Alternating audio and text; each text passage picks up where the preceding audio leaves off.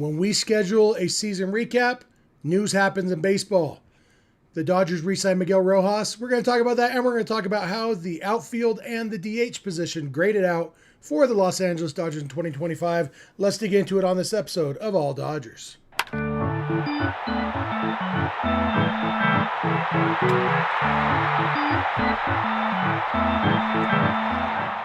Coming at you live from my mom's basement here in beautiful Pleasant Grove, Utah. This is the All Dodgers podcast, part of the Bleav Network of podcasts, part of the, brought to you by FanDuel. I'm trying to figure out why my face is so big on the screen. Let's bring in Kevin and get my face back to a normal size. Well, as normal size as my face can get. That guy next to me, that's Kevin Skinner, coming to you from somewhere in Illinois. Kevin, it's good to talk to you. I hope you had a good birthday yesterday. You're now, 16 years old? Yep. Yeah. Double that. And then congratulations. One. So, yeah. Isn't that how you figure out how old you're allowed to date somebody? Oh God, stop. That hurts my, oh God, that makes me feel gross all over. How old are you? 31. 31? Oh, I used to be 31. That's good. When I was 31, the Philadelphia Phillies won the World Series, I believe. Hopefully when you're 31, the Dodgers will win the World Series for the third year in a row. And if they do, you know who will become a three-time World Series champion? Miguel Rojas. Yep. Miguel Rojas, that's the big news of the day. The Dodgers re-signed Rojas. Kevin, I feel like this is the least surprising news we're going to get in baseball this offseason. What do you think? Yeah, definitely. It was a foregone conclusion. Miggy Rowe had mentioned he was going to play one more year. He wanted it to be with the Dodgers. The Dodgers have a need of infield depth. It makes sense. Between Miguel Rojas and Kike coming back, I think it was a pretty safe bet that it would be Miggy over Kike, like immediately. And then we found out about Kike's injury. But this isn't about Kike. This is about Miguel Rojas. And couldn't be happier to have him back. I mean, looking at the numbers, this stint he's had with Los Angeles, we have really gotten the best version of Miguel Rojas. So, bring him back. He's a very key component, and the coolest part of it is they've already said he's gonna be with the team after next season in a player development role. And there are certain guys that you just love to have around the organization. Andre Ethier is one of those guys too. Miggy Rowe is like 100% somebody I just kind of want to be around the Dodgers, and it'll be cool that he's going to be in a player development role because as we know, he's one of the best infielders in baseball, at least defensively. Yeah, absolutely. And, Miguel Rojas, when you look at his baseball reference page at the end of his career, you're going to say the best part of his baseball playing career came with the Miami Marlins. But the most important part of his career came with the Dodgers, both at the front end, saving Clayton Kershaw's no-hitter, and at the back end, having the most impactful home run in Dodgers history.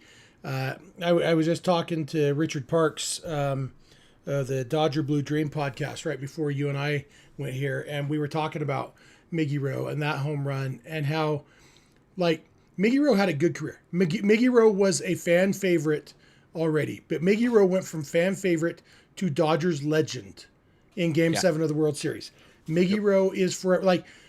Miggy Rowe's going to get inducted into that Dodgers Legends thing, whatever they call it, the Ring of Honor or whatever, because of that home run. That was such a big thing. And the fact that he's going to stay with the organization after he retires is great.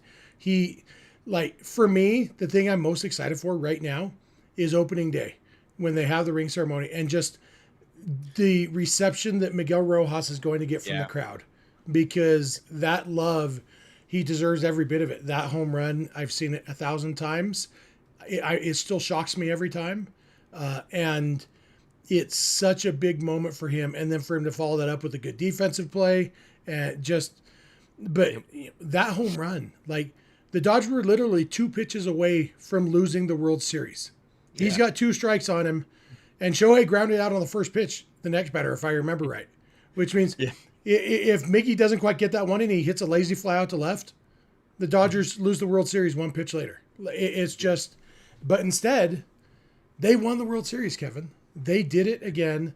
They've done it 2 years in a row, and so much of that is because of Miguel Rojas. It's the only home run in Dodger history that you can say, if he doesn't do that, we lose the World Series, and instead we won the World Series.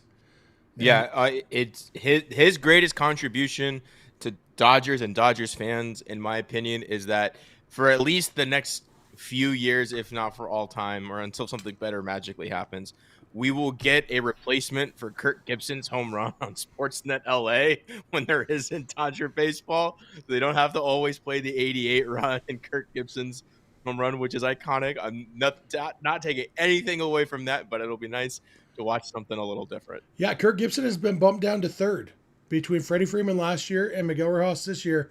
And that's saying something because Kirk Gibson's was pretty darn iconic. We got a $4.99 super chat from Raul Robles saying, remember when he botched that double play at San Diego in the NLDS? And now I think of that Dumb and Dumber scene. Totally redeem yourself. Yeah, last year, NLDS Game 3, when that disastrous inning. And one of the issues was Miggy trying to take the ball himself to second base. And instead of a double play, they got 0 outs and huge play. But luckily, he almost did it again in the DS this year against the Phillies when he tried to, he raced Trey Turner to third base. Raced Trey Turner, which is just, that's a bold strategy, Cotton. There are not, to pick a foot race with anybody in baseball and have it to be Trey Turner. That was certainly something he could do. Thank God he actually got him out because that could have been disastrous as well. Yeah, I'm not sure why he didn't just throw out Alec Boehm at first base, but you know what? We all make our choices, and like you said, he got the out, and that's what's important there. Also, I want to mention, by the way, Beverly Benton's birthday is today, and that's more important than your birthday yesterday. So happy birthday to Beverly. Thank you for overshadowing Kevin's birthday. I was looking for somebody to do that.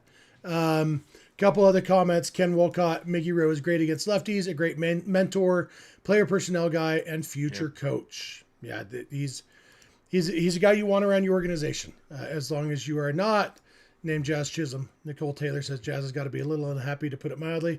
If it makes Jazz Chisholm unhappy, I'm even more on board with it. Yeah. There are very few guys you can look at and go, that's a manager right there. And Miggy Rowe is definitely one of those guys like, yeah, that's a manager right there. Yep, absolutely. So this is great news for the Dodgers. Great news for Miguel Rojas, $5.5 million and a job after he's done playing.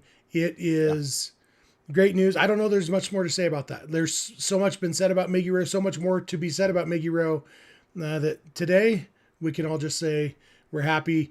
Dodgers 40-man roster now sits at 38. 30 to 39. 38. They were at 37. So at 38 now, with my belief that they're going to build more by trades than by free agency this offseason, 2 roster spots should be good. Teoscar Hernandez, knowing he's not going to be healthy to start the season, means they can wait to sign him. I assume they'll have some sort of handshake deal with him if they are bringing him back, and just wait until some point to actually make the signing official. But Miggy Rowe will be back. And with that, we're ready to jump into what had been the scheduled topic for tonight's show, which is the outfield / DH grades. Clint and I, the other night, we graded the infielders. And that was a lot of fun. If you haven't watched that one, go back and check that one out. That was a lot of fun doing that. By the way, $4.99 super chat from Jolly Sprite. Just wanted to say hi because I finally caught a live show. Thank you, Jolly Sprite. Appreciate you. And we do live shows a lot, and it's fun when you can be here with us. One more thing about Miggy Rowe, Nicole Taylor points out his awesome clutch pick at second base in Game 6 was destined for multiple highlight reels. He had the World Series performance of his life, and seeing him hug his son after tugged the heartstrings. Yeah, it was. You expect the defense from Miggy Rowe. Yeah, the offense you don't quite expect as much. He got it done though. He got it done.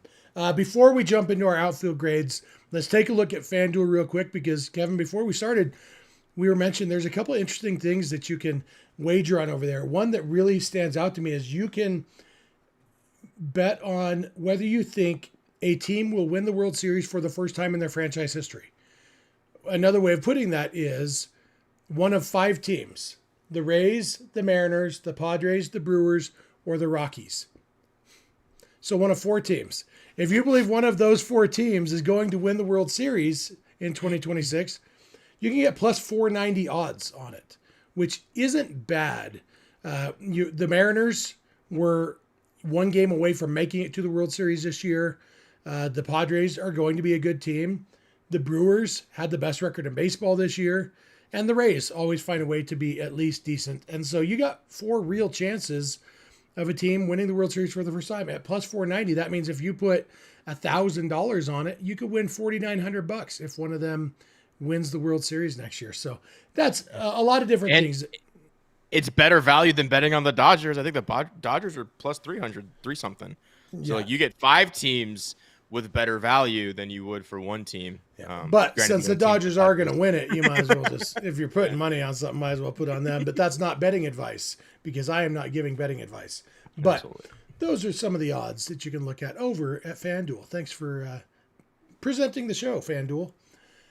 And with that said, now it is time, Kevin, to talk about the outfield. First, we're going to talk about, I got a super chat from everybody's favorite Kevin Uhas, $10 super chat. Who's the better Dodgers legend infielder, Justin Turner or Miguel Rojas? I feel like JT will always be even more of a fan favorite than Miggy Rowe. JT had some clutch moments, iconic moments for sure. The 2 that come to mind immediately are the walk-off homer off of John Lackey in Game 2 of the 2017 NLCS, and the Superman tag on Dansby Swanson, and then the double play to Corey Seager in Game 7 of the NLCS in 2020.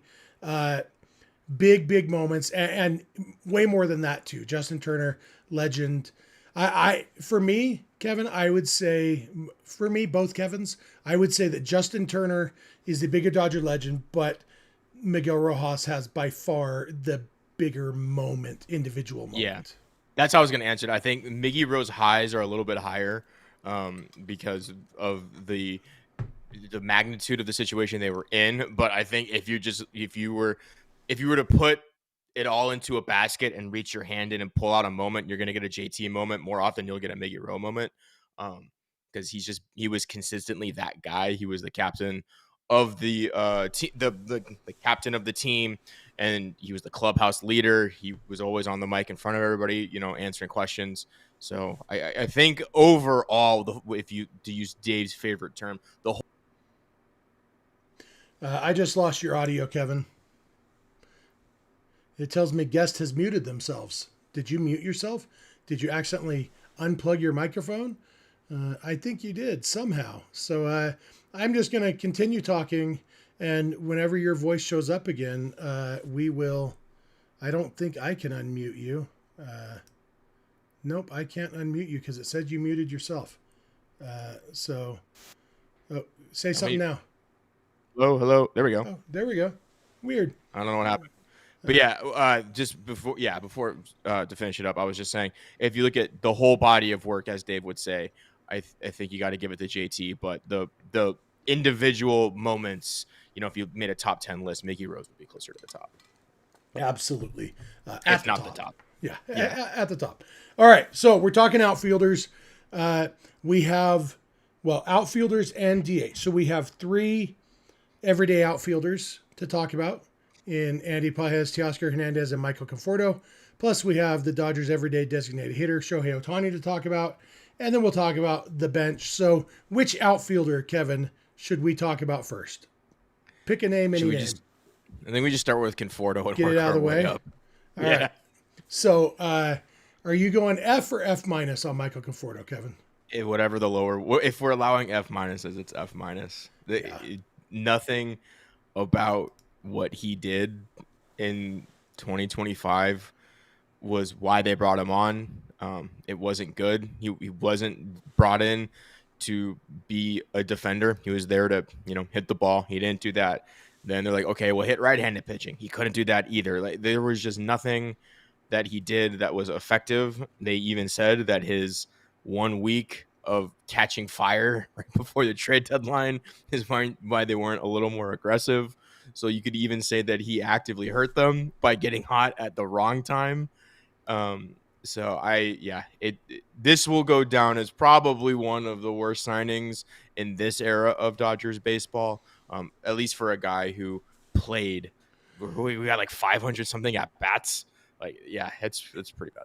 And isn't it awesome that they can have their worst signing ever and win the World Series? Like, No, he didn't even play. They didn't even make the roster. Ken Walcott says F for Conforto. There's no such thing as an F minus. I'm a school teacher. Ken, I just want you to know I don't like your attitude. I'll give him an F minus if I want to. Just kidding, Ken. I do like your attitude. But yeah, I think if ever you're going to make an exception, Michael Conforto is the guy you make the exception for and say, you know what? F minuses normally don't exist, but this is an F minus. Yeah, he was terrible. It was his one and only year with the Dodgers.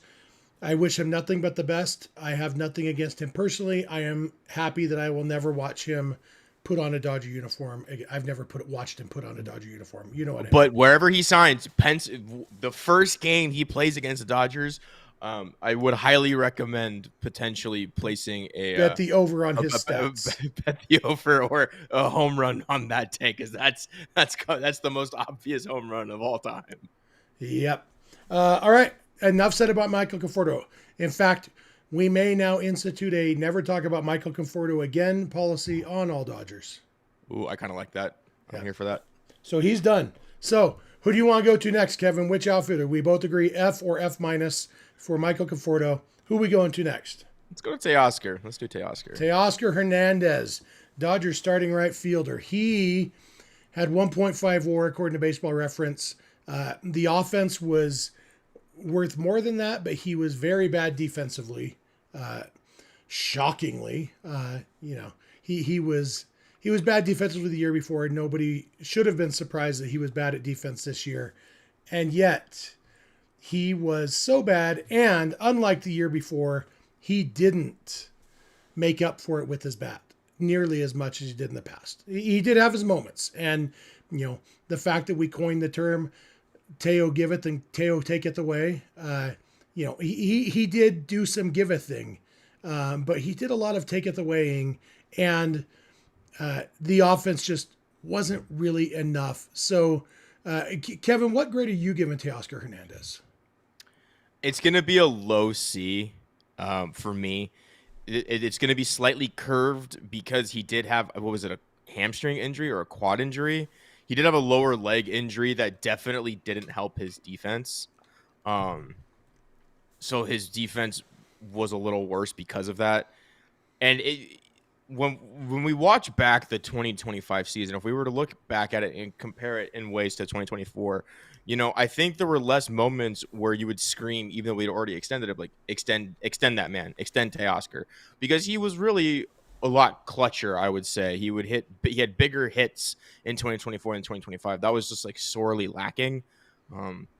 But he was exactly like we thought he would be. In terms of, he was a good enough hitter. He crushed lefties. His defense was just worse, but that was sort of because of a leg injury. So I can't put him any lower than like a C minus. Yeah. And I think that's where I am too. C minus, because we definitely expect more. Jay in the chat says is 738 OPS below Teo standard.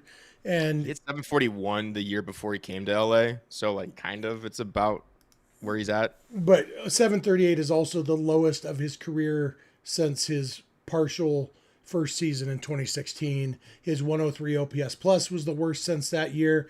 And yeah, he has been down near there a couple times. He was a 105 OPS plus in 2019, 108 in 2023, like you said. And yet, I mean, his on-base percentage was 284 this year. It was really, he didn't take any walks. He just didn't. Yeah. It was just a lot of, it was like, he was like almost what we expected him to be in like every category. He was just like, defense was like a little worse. Offense was just like a little not there. So. Yeah. He didn't have it, and we need his bat to rebound. The defense might get a little better if he's fully healthy. I'm not holding any illusions that he's going to turn into a good defender, because he's been a bad defender for quite a while, and by quite a while I mean his whole career. Um, it's weird because he's fast, and even this year he was still running fast. So I have a hard time even giving him injury credit. Like, oh, the defense is just bad because of the injury, because he was still running fast. I think the dude just is not good at knowing where a ball is going to end up. And, and maybe I've mentioned it before, but one of the things Rick Monday pointed out was that maybe he runs on his heels when he's chasing the ball, especially coming in, which means your head is bouncing, so it's harder to judge it.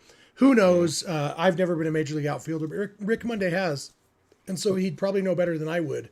But Teoscar Hernandez is a C. So far, Kevin, our outfielders are an F- and a C-. This is the team that just won the World Series. It's kind of wild. Because they're going to replace the F- guy with literally anybody else, and it'll be an upgrade. And I am also of the opinion that if you replace the F- guy with somebody who gives you, let's say, above average defense, slightly above average, that'll make Teoscar's defense a little better too. He won't have to cover as much ground, and you can hide him a little better. Part of the rub for me last year was the F- guy and Teoscar being in the outfield at the same time meant there was just no defense in the corners. They were just suffering no matter where the ball was hit. So like every time Teoscar made a mistake, it just kind of looms that much larger because they just kind of kept giving those mistakes away. So if you get a guy who can actually play defense on the other corner, I think we'll be able to stomach Teoscar's defense a little better. Yep. And that kind of takes us to the one defender who was good in the outfield, and probably I think we could safely say better than anybody expected him to be in center field. Especially me. That's Andy Pages. Andy Pages is still a better corner outfielder than a center fielder, but Andy Pages was a good defensive center fielder this year, and surrounded by bad outfielders. So some of it was he just looked better in comparison to those guys, but just comparing to other center fielders, he was solid. And he ended up with a 3.8 WAR on Baseball Reference. He had a 774 OPS. Some of that was kind of that hot stretch, but that in some ways that's true of every hitter. Like very few hitters, it's like I just had an 800 OPS. If you look at any 2-week span this season, I had an 800 OPS. I was just consistent. That's not how it works. Guys go through hot stretches and cold stretches. Even Freddie, especially this year. But Pages overall, he was second on the team in home runs. Had just under half as many as Shohei Ohtani. He scored 74 runs, drove in 86 runs. For his first full season in the big leagues, it was a good, solid season. Kind of solidified himself as a legit major league outfielder. So, Kevin, what's your Andy Pages grade? It's going to be a B. I wanted to give him a B+, but the vanishing act he did in the postseason is going to pull that down a little bit. I mean, they couldn't play him. They literally just couldn't play him. He did have that amazing catch where he just runs over Kike, which might go down as one of my favorite highlights of all time. But, to talk more about the good, it was we were, I wanted to send him into the sun, last year and early this year for his outfield defense. It was so bad. And then you paired that with the base running mistakes he routinely makes. I was like, man, you're just not a major league player if you can't run the bases and you can't play defense. And like your bat is above average, but not great. Like I was like, that's just not a major leaguer, but he fixed his defense for the most part. I would like him to take another step forward for next year. And if he can do that, we're talking, top 10, top 5 outfield or like center fielders in baseball, which is a very valuable position. And I think he could definitely get there, especially if he can don't let the valleys be as deep offensively, because like you said, everybody's going to it's baseball. It's a long game. You got to get a lot of at-bats. So there are going to be times where you go cold, but he just can't go as cold as he can go. Because when he's when he's off at the plate, it doesn't look good and you can tell he's off. So I would just like him to keep it going forward in terms of his defense. And I also like his batted ball profile now. I like him more as a line drive hitter with, like you said, some pop, second most home runs on the team. That's awesome. I think that's right where he should be. Maybe try to get to 30 homers, but really just slug the ball into the corners and just be a pest at the plate. Yeah, absolutely. I think I'm with you on a B for Paez, maybe a B minus. For a lot of the same reasons. I need more consistency from him offensively for sure. I need him to put in the work to become a good base runner because he's fast enough to be a good base runner. He has the underlying skill set. Just learning how to slide would be a huge improvement for him. He went to the Alex Guerrero School of Sliding, which is not a school you want to go to. And so there's just so many obvious ways he can improve as a player. I see somebody mentioning he made a lot of errors in the outfield. He made 11 errors. I think errors are a bad way to judge an outfielder's defense, especially an outfielder, because I know he had some throwing errors that weren't his fault. Because if you make a throw in from the outfield and it gets past the fielder, if the ball bounced when you threw it, even if you intentionally bounced it and gave the fielder a good hop, if it gets past him, it's an error on the outfielder. Errors are not a good way to judge a player's defense. I would encourage everybody to stop doing that. Some of the errors were legitimately, okay, that's a bad play. But for the most part, there are much better ways to judge an outfielder's defense. And all of those ways say he was an above average defensive center fielder. I still look forward to seeing him in a corner at some point, and I would love it if the Dodgers could get a legit center fielder. But yeah, between the slumps on offense and the bad base running and the disappearing act in October, all of that pushes me to a B minus, I think, on him overall. The good news is, with that B minus, he's still had a good season. And so really good season. It shows there's a lot of room for improvement on what was already a good season. And so it's I think the future is bright for Andy Paez. Yeah. And I think that's where I want to leave it is, it's a B minus, but like you had mentioned, the ways he can improve are so obvious, and he has the talent to do that. So, this could very much be a platform year for him. And then next year we could maybe see a more complete version of him. And I think, like if he cleans up the base running, some routes on defense, stuff like that, and, takes a walk now and again would be great. Like that, he is a complete center fielder. And I mean, most teams in baseball look for somebody like Andy Paez. But I do believe, like you had mentioned, his best position is in the corners, specifically in right, because he does have an absolute cannon for an arm. And I just want him to be able to show that off a little bit more, because it's really fun when he throws the baseball. Yeah, absolutely. And he's young. He's going to be 25 in a couple days. That's crazy. He's so young. So their team is so old, and then there's just Andy Paez and Roki Sasaki. Yep. All right, we're going to talk about now the bench players in the outfield, and then we'll end with the designated hitter, who you may have heard of. But let's go to the bench. These are the rest of the guys who played outfield for the Dodgers this year. Some of the names hurt. And some of them we talked about. Clint and I talked about Kim and Kike the other day. And I don't think their grades change. And we're not even going to grade all of these guys, but just kind of look at what there is. Justin Dean, love the guy, I hope that he can find a role in the big leagues, playing defense, pinch running. I hope it's not with the Giants. I hope he's the Giants starting center fielder, honestly, because I don't necessarily think he's going to hit at a major league level. It's kind of wild that Justin Dean and Bryce Teodosio went to the same high school, because that's two really good defensive center fielders. So that high school definitely knows what they're doing with center fielders. Estuary Ruiz, we're not going to never talk about him again out of principle like Michael Conforto, but I think there's a decent chance we're never going to talk about him again, He's a fun trivia answer is where I'll leave Estuary Ruiz.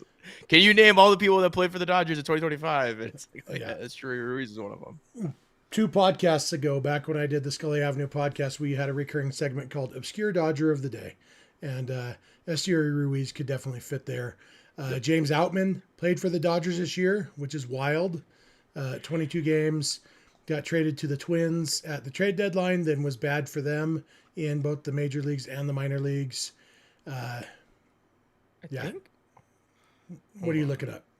Yeah, Ruiz he's in pre-arb, so he's still in the organization.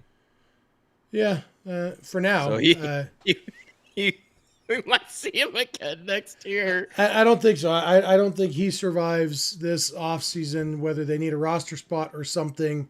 He's a guy who you don't bump right now, but as soon as they bring in an outfielder or two, Ruiz is going to be out of here. James Outman's already out of here. Chris Taylor's already out of here. Both of those guys were terrible in limited playing time for the Dodgers this year. Appreciate what they've done in the past. Chris Enjoy Taylor more your than ring, James Outman. boys. Yeah, both two-time World Series champions, and Yep. nothing can ever. Chris Taylor, three-time World Series champion. Yeah. Nobody can ever take that away from him. The last guy on this list is Alex Call, who the Dodgers got at the trade deadline. At one point, for like a week, he had the longest home run for the Dodgers this season until Shohei Ohtani said, "Well, that's silly," and so he hit a longer one. But for that week, he was. We were talking about him in Brett Eibner, Gavin Lux territory of, wait, that dude hit the longest home run for the Dodgers in a season? Yeah. But ultimately he didn't. Of course, Shohei Ohtani did. Shohei Ohtani will hit the longest home run for the Dodgers every season that he's on the Dodgers, most likely. Alex Call, though, I think we do need to give him a grade. It's obviously only played 38 games with the Dodgers, never really had a defined role with the Dodgers. But Kevin, how are you grading Alex Call? I'd say a C plus based off what we expected of him when they traded for him, which was to hit lefties, to play good outfield defense, and to be a pinch runner if needed. I think he did all of those things at a decent enough level. I don't think he wowed anybody. And then I'm giving him a plus on it, though, because he hit Christopher Sanchez and was probably the only Dodger that seemed like he could. So I'll give him a C plus for that. But yeah, he didn't wow me. He didn't do anything crazy. He was pretty much like I think he's the definition of as advertised for me. Yeah, I think that's pretty close. I think it was a little bit less than advertised just because of the role. He didn't. In a perfect world, he probably would have gotten a lot of Michael Conforto's at bats, and he didn't. I don't think that was his fault, though. No, I think it was no, exactly. He didn't live in a perfect world. He did about what they expected him to, and he is still under team control for a while. Unlike Esteury Ruiz, that will end up mattering with him. He will either be involved in a trade or more likely be the Dodgers' fourth outfielder next year, fourth or fifth outfielder, and be in the big leagues with them and, play a role. And for me, my lasting Alex Call memory, besides that long home run in Colorado, is the fact that when he found out he was traded to the Dodgers, he told his wife, "I'm going to the World Series." And then he went to the World Series and became a World Series champion. You know what? It's hard to argue with that. Can't do much more than call it and then make it happen, even though he didn't do that much to make it happen. Seems to be a good teammate, though. He was pounding Miggy Rojas on the back after that home run. So, yeah, Alex Call, I think a C is about right for him. With that said, let's go to our last guy we're going to talk about. He's the designated hitter. He's Shohei Ohtani. We'll talk about him again in a couple days when we talk about the starting pitching. I believe the plan is, by the way, programming note, tomorrow, Clint and Kevin will be here, I think, talking about the bullpen. And then Friday, all three of us, the three amigos, talking about the starting pitching. Shohei Ohtani will get some more love when we talk about the starting pitching, but just talking about him as a designated hitter. The Major League Baseball rules, Kevin, treat him as two different players. And so we are treating him as two different players. Today, we are grading Shohei Ohtani, the designated hitter, and he had a 6.6 WAR on Baseball Reference as a designated hitter.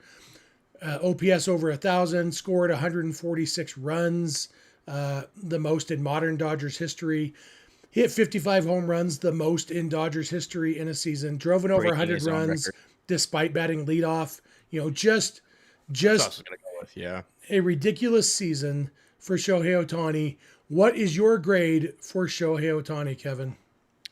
So are you of the belief that like A pluses can only be given out to the best? Or is it like you can have multiple A pluses? Yeah, if everybody grades differently. It's up to you, Kevin. I'll give him an A because I truly believe the best hitter in baseball right now is Aaron Judge, which might get me booed on this show. But the fact, like, that's the only reason. It's like if an A plus is 100%, Shohei Ohtani's at 99.9, 99.5, whatever. So I'll leave it there with the grade. He's really good at baseball. He hits the ball hard, and he strikes out a lot. He whiffs a lot, but like if he makes any kind of contact with the ball, it goes far. And he's a good base runner. Like you had mentioned, he had 102 RBI with 55 homers. So he drove in an extra 47 batters while hitting leadoff, while the bottom of the Dodgers lineup was horrible at stretches. And like we were just begging people to get on base in front of him. Somebody asked what his walk rate was. He was at 15%. He was a 97th percentile in walk rate. I wonder how much, if I could, butter knife out his intentional walks. I wonder where that goes. So you're just looking at bats, but yeah, I mean, it's as close as you can get to 100 without being named Aaron Judge, in my opinion. Yeah. So yeah, 20 of his 109 walks were intentional. 109 walks is crazy. It's an insane number. So he had 89 unintentional walks in 707 plate appearances that don't count the unintentional walks. That still is 12.6% walk rate, which is still very good. Very good. Yeah. I am also giving Ohtani an A, not an A+, simply because of the strikeout rate. The fact is, we saw him have a better season last year. And yeah, this year he was pitching, he was coming off surgery, all of those things. None of this is a criticism of Ohtani. It's just to say this year was not the best version of Ohtani. This year he won the MVP unanimously, guys. And yet this, we can honestly say with a straight face, this is not the best version of Ohtani offensively. It may be the best we're going to get when he's also a pitcher. I don't know. Sign me up. Yeah, we'll take it for sure. If he scores an A every year, guess what? C's get degrees, A's get something that rhymes with A's and is clever and even better than degrees because, he had a great season. That strikeout rate is my only gripe. 25.7% strikeout rate this year. Last year was 22.2. And so if he gets that strikeout rate down to 22.2, he's the perfect ball player. He's, I don't need him to steal 50 bases again. Get that strikeout rate down a little bit, and he'll be fine. But even there, we're talking about a difference of 3.5 percentage points in 727 plate appearances, which means 727 times 0.035. We're talking 25 strikeouts, which means 1 strikeout per week is the actual difference this year between Ohtani this year and Ohtani last year. 1 strikeout a week. Even though it feels like we noticed it, I don't know that the human brain is actually able to notice, oh yeah, he's striking out about once a week more often than he did last year. It's not that much, but it also does make a difference because that is 25 times this year that ball goes to play. Yeah, I mean, his home run rate is 7.6% home run rate, which means what's 25.445 times 0.076? That's 2 more home runs, Should have been 57 homers. That all of that to say, if Ohtani can cut that strikeout rate down just a little bit, home runs go up, RBIs go up, some of those strikeout, and so that's what I'm hoping for. And it's kind of cool that the unanimous MVP, 2-time World Series champion, still has room for improvement. So I think that is, Cole asked a good question. How much of that, let me hide that and go back to our other screen where comments show up better. He says, how much of that strikeout rate was because he felt he needed to carry the team when they were slumping? Yeah, there was some of that, I'm sure. Mookie Betts struggling, Freddie Freeman struggling at times, probably did put more pressure on Ohtani. The fact that the bottom of the lineup was bad for a lot of this year puts more pressure on Ohtani. All of that, and we're not really here to diagnose why guys had their ups and downs. Clint and I talked a lot the other day about with Freeman and Mookie and Muncy and Edman, their grades have a lot to do with health, Yep. And with Ohtani, not a health thing, although we don't know how much the shoulder surgery impacted him offensively. It may have affected his swing. The fact that he was unanimous MVP, even with that, says a lot about him. But I'm excited to see what we see next year with, another year removed from his shoulder surgery. He's not rehabbing from Tommy John anymore. All these things, health-wise, we may see a healthier Shohei Ohtani next year, which would be pretty darn awesome because he's been a Dodger for 2 years and he has been a unanimous MVP both times. He has won the World Series both times. Shohei Ohtani is absolutely ridiculous. And Robles points out he can go from an ugly swing to, oh my gosh, he crushed that ball. Yeah. Sometimes the only difference between his terrible swings and his home run swings are whether or not the bat hits the ball. The swing looks the same a lot of the time. And a lot for me, the long home runs are fun. The home runs he gets on like the swings, you're like, how did he hit the ball out? Where it's like way down and away, and he just kind of sticks his bat out and he hits it like 390 something the opposite way. It's like that's not where that ball should. Like human beings should not be able to hit a ball there based on where that pitch was, where it's like off his shoelaces in the other batter's box. But he does it. It's just, he's really, really fun to watch. He really is. It's kind of ridiculous. So that is it. We have graded all the outfielders and the designated hitter. And this, knowing Michael Conforto is gone, that obviously opens up a hole in the outfield. That they have options internally. Ryan Ward, had a very good season in the minor leagues. The Dodgers say that there's a chance that Ryan Ward could help fill that hole. I think they're going to be active on the trade market. We'll see what they do.